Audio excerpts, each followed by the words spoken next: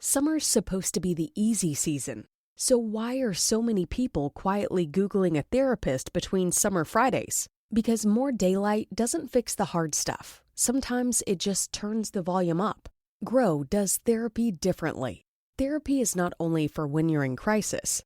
Grow Therapy is here for all the moments when you decide you want more. More support, more clarity, more tools. Mental health isn't a destination you reach, it's something you build, and Grow makes that easier.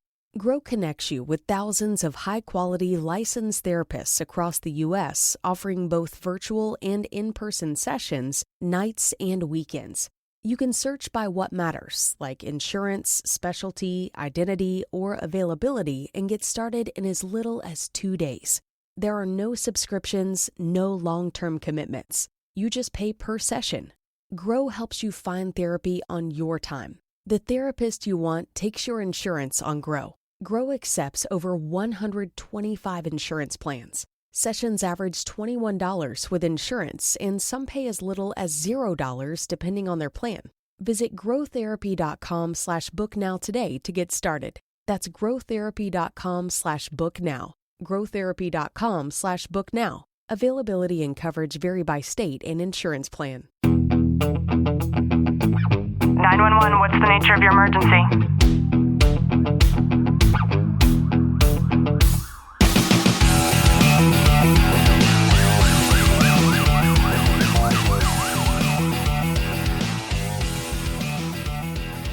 Welcome back to the Tactical Living Podcast. I'm your host, Ashlie Walton, joined by Sergeant Walton. Clint, how are you? I'm really good. You know, I carry on a lot of these conversations with God all the time. It's like he just randomly decides to sit down in a chair inside of my head, and then we just start talking. And this week I was having one of those conversations, and it was because of a aspect of your career, and I was just asking that whatever the path is moving forward, that it's one that just keeps you safe in your job, basically. And it got me thinking about how there's also a lot of conversations with faith where they feel super conditional, but especially after trauma. And it had me also thinking about how there's these like tit for tat conversations with God sometimes, to where you're like, God, if you just do this, then this about me, right? Like if you just show me a sign, then I promise I'll be good, or like whatever those types of conversations are. And it's really interesting when we think about first responders and how the aspects of faith are ever changing when it comes to trauma that takes place. So I thought we can kind of open that up today a little bit. You know, I think it's one of those things that's, you know, we should always be speaking our minds and being able to have those conversations. And I love how you reference like having, you know, God sitting in a chair and you're having that conversation with him and like in front of you, like, and being able to do that. And I think a lot of us fail on a regular basis of having that conversation until we feel we need something. And I think we should be having that conversation so regularly where it's just kind of second nature, like how you do. And I think like I can think of it, and I'm definitely guilty of this, is okay, when I need something, I go into that mental to share those words and share that space as give me a sign, you know, if you take care of me here. Like we were listening to this documentary this morning, and he said, well, if you do this, I'm going to make sure my daughter goes and knows you and comes to life with you. And it's always kind of a tit for tat instead of just having this conversation on a regular basis. And in my mind, I'm like, you naive being, you're trying to negotiate with God, right? But it's a natural inclination for us to do something like that. And when it relates to first responder work, I think that a lot of the times we don't realize this space where faith and your work intersect, and you have this quiet, disorienting experience of watching your belief in God become conditional on outcomes that you can't control and you can't always make sense of. And it's not about losing faith. I think it's more about this vision of faith that survives the calls where everything went wrong, or the deaths that basically made no sense, the prayers that just felt unanswered, and the outcomes that changed you in ways that you're still trying to understand. And it's important for us to just have an honest conversation about what happens to belief, basically, when the job keeps providing evidence that it's hard to reconcile with God and, you know, the God that you thought you knew. And I think that's where we put forth so much effort and want to point blame on God, on others, and instead of just accepting situations as it is what it is. And it's fortunate. It's, when you're exposed to that trauma and you see that little kid fall in a pool and drown, or you like, why, how could you let this happen? In all reality, it's not God's decision to this. And, a good movie that kind of represents this is that movie, The Shack, that we watched. And it's a really interesting concept when you start analyzing it of, okay, well, I can control, so it brings forward like God in a person form. And so you can kind of almost see that in front of you of what kind of where the mindset is when it comes to it. That was a phenomenal movie. And that's one that actualizes the concepts of faith in a way that make it digestible even for an unbeliever to be able to understand. And, I think it's important to just talk about conditional faith a little bit. And this develops when an individual's trust in God becomes tied to the outcomes and the belief that faith is justified when things go well and then called into question when they do not. And I have had some distant family members that I have seen, unfortunately, lose their spouses. And I see this conditional faith develop a lot when this has happened.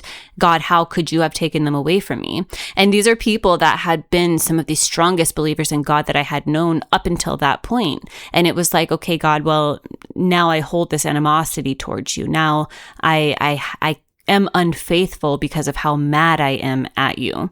And as humans, I think that's definitely a very natural emotional response to something that traumatic.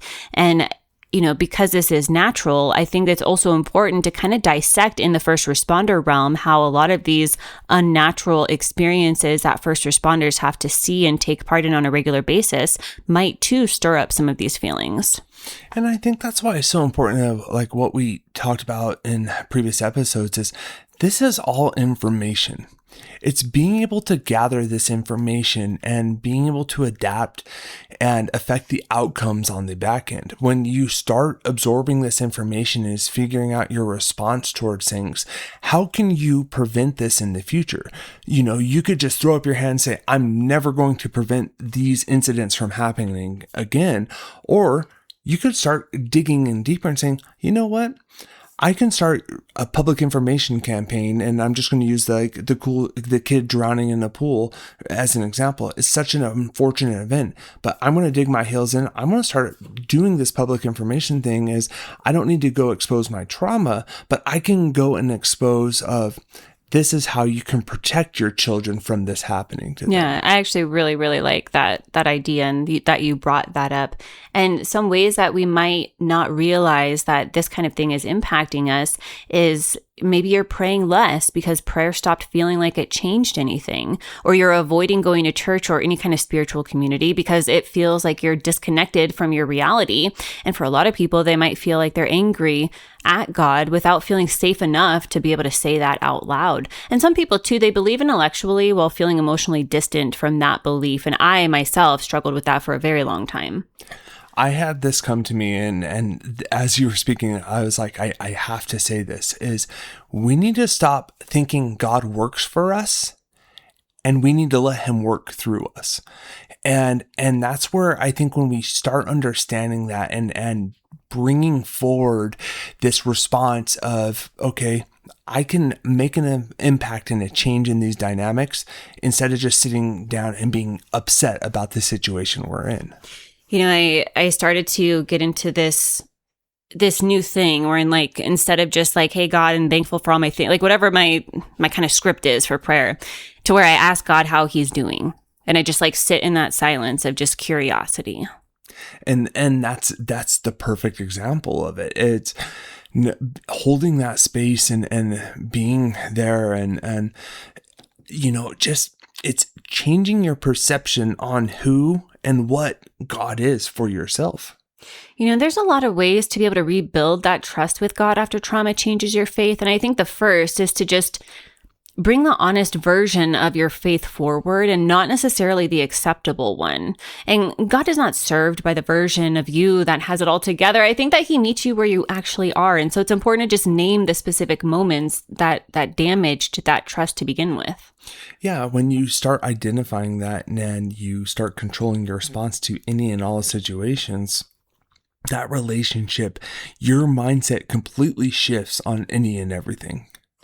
You know, I think too that unanswered prayer and this unexplainable suffering are very, very real, and they do not have to be a proof of absence.